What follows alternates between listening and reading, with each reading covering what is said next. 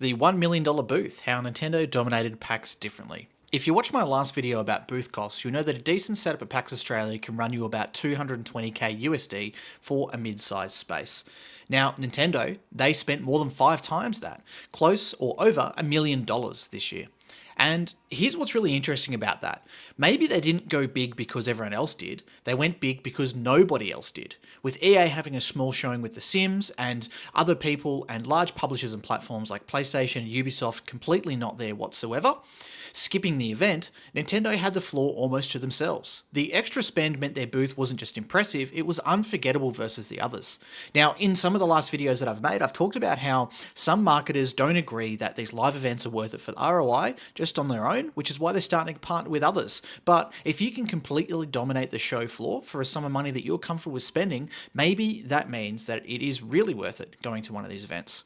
A massive footprint, themed experiences, playable demos, line that wrapped around the hall, it felt like walking into a mini Nintendo world looking at their booth.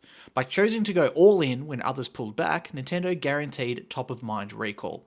If 5 other publishers had shown up with megabooths, say Battlefield 6, which launched over the weekend, they'd be fighting massively for attention of the consumers. Instead, Nintendo owned it.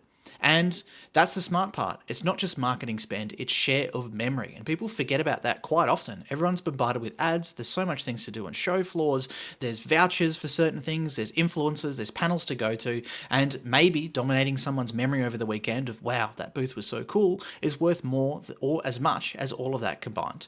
And that's how Nintendo dominated PAX Australia differently this year. Not by outspending their competitors, but showing up in a large way when others didn't.